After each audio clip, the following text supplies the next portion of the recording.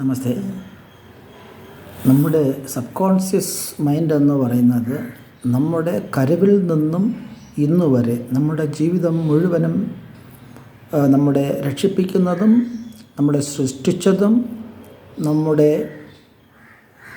Inner organs എന്ന് പറയുന്ന visceral organs, heart to lungs, pancreas, stomach എന്ന് ഈ ബ്ലഡ് സർക്കുലേഷൻ എല്ലാത്തിനെയും നിയന്ത്രിക്കുന്നതും ഈ സബ് കോൺഷ്യസ് മൈൻഡാണ്.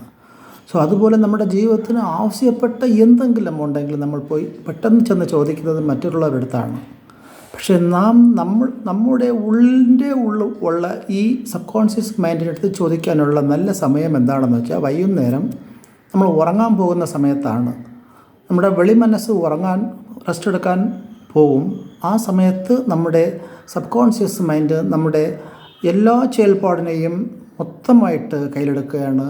ആ സമയത്ത് ഈ ഉറങ്ങാൻ സമയത്ത് നമുക്ക് ആവശ്യപ്പെട്ടതിനെ ചൂസ് ചെയ്യുക, അതിനെ തന്നെ നമ്മുടെ മനസ്സിൽ കരുതുക. വേണമെങ്കിൽ നമ്മൾ വായ് വിട്ട് നമ്മുടെ ചെറിയ ശബ്ദത്തോട് അതിനെ ഉച്ചരിക്കുക.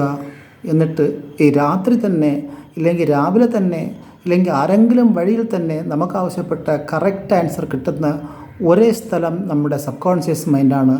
വേറെ ആര് തന്നെയും നമുക്ക് അത്ര വിശ്വാസത്തോടെ നമുക്ക് ഇത്ര കറക്റ്റായിട്ടുള്ള ആൻസർ തരാൻ സാധ്യത ഇല്ല. ഓൺലി സബ് കോൺഷ്യസ് തന്നെയാണ് എന്ന് വിശ്വസിക്കുക. You will get correct answer in your life.